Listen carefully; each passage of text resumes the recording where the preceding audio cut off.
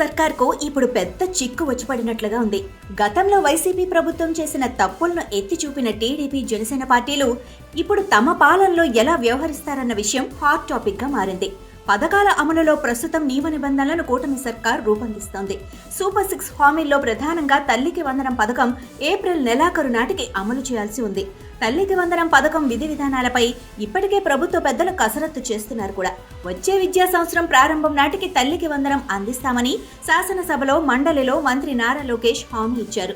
అలాగే రాష్ట్రంలోని ప్రతి విద్యార్థికి తల్లికి వందనం అందిస్తామని కూడా లోకేష్ హామీ ఇచ్చారు.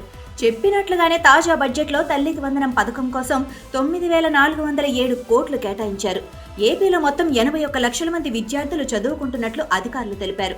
వీరిలో 69.16 లక్షల మంది తల్లికి వందనం పథకానికి అర్హులుగా ప్రభుత్వం గుర్తించింది.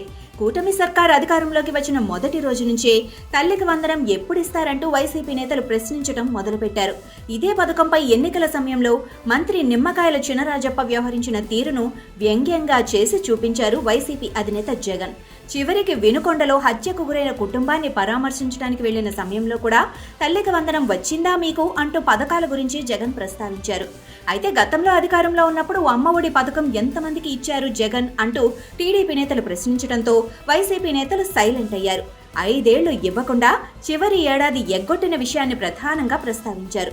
అలాగే 2019 ఎన్నికల సమయంలో ప్రతి విద్యార్థికి అని స్వయంగా జగన్ భార్య భారతి చెప్పిన వీడియోను ట్రోల్ చేసిన కూటమి నేతలు చివరికి ఒకరికే ఎలా ఇచ్చారని నిలదీశారు. దీంతో గొక్క తిప్పుకోలేని పరిస్థితుల్లో తల్లికి వందనం పథకం అమలు చేయరంటూ తప్పుడు ప్రచారం కూడా చేశారు.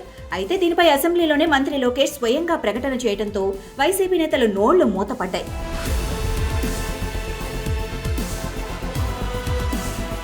ఇక తల్లికి వందనం పథకం అమలుకు సమయం దగ్గర పడటంతో విధి విధానాలపై కూటమి సర్కార్ కసరత్తు చేస్తోంది. ఈ సమయంలోనే కొన్ని ఇబ్బందులు తలెత్తుతున్నాయి.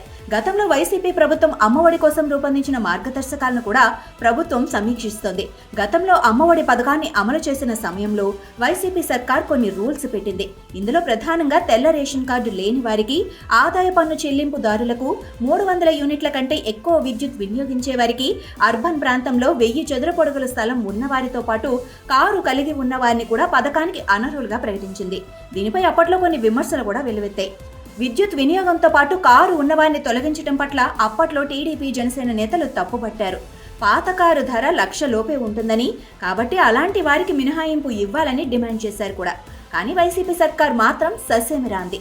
అయితే ఇప్పుడు మాత్రం అవే నిబంధనలు కూటమి సర్కార్ కొనసాగిస్తుందా, లేక సడలింపు ఇచ్చి కొత్త మార్గదర్శకాలు రూపొందిస్తుందా అనేది తెలియాల్సి ఉంది.